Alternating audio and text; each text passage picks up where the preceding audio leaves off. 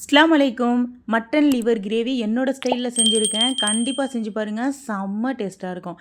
லிவரை க்ளீன் பண்ணி ப்ரெஷர் குக்கரில் சேர்த்துடலாம். கொஞ்சம் உப்பு, கொஞ்சம் மஞ்சத்தூள், 1/2 ஸ்பூன் மசாலாத்தூள், 1/2 ஸ்பூன் சில்லி பவுட்ரு சேர்க்குறேன். 1 ஸ்பூன் இஞ்சி பூண்டு பேஸ்ட்டு சேர்த்துடலாம். வீட்டிலே அரைச்ச கரம் மசாலா 1/2 ஸ்பூன் சேர்த்துடலாம். ஒரு 1/4 டம்ளர் இதில் தண்ணியை சேர்த்துட்டு நல்லா 95% இந்த ஈரல் நல்லா வெந்து வரட்டும். இதில் ஸ்பைசஸ் எல்லாம் நான் கம்மியாக தான் சேர்த்துருக்கேன். நம்ம கிரேவிலையும் ஸ்பைசஸ் எல்லாம் போடணும்.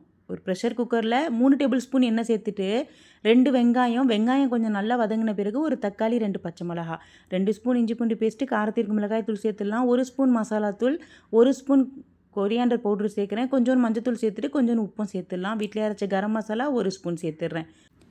இப்போ இது கொஞ்சம் நல்லா பொரிஞ்சு வரட்டும். பச்சை வாசம் போகிற வரைக்கும் நல்லா பொரிஞ்ச பிறகு நம்ம வச்சுக்கிற ஈரலை இதில் சேர்த்துடலாம். இப்போ சேர்த்தாச்சு. உப்பு செக் பண்ணிங்க. இந்த கிரேவி கொஞ்சம் கெட்டியாக இருந்தால் தான் சூப்பராக இருக்கும். தண்ணியாக இருந்தால் நல்லா இருக்காது. இந்த கிரேவி நான் கோகோனட் ரைஸ்க்கு தான் பண்ணியிருந்தேன். செம்ம டேஸ்ட்டாக இருந்துச்சுங்க. கீ ரைஸ்க்கும் சூப்பராக இருக்கும். கண்டிப்பாக ட்ரை பண்ணி பாருங்கள்.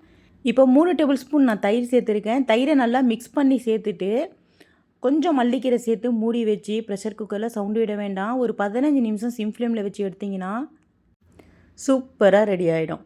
செம்ம டேஸ்ட்டாக இருந்துச்சுங்க. கண்டிப்பாக ட்ரை பண்ணி பாருங்கள். இந்த வீடியோ பிடிச்சிருந்தால் லைக் பண்ணுங்கள், ஷேர் பண்ணுங்கள். மறக்காமல் என்னோடய சேனலை சப்ஸ்கிரைப் பண்ணுங்கள்.